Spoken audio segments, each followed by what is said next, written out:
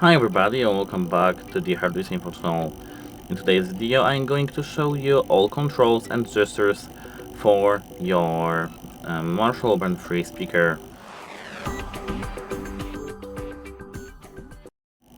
So, here at first we do have these buttons.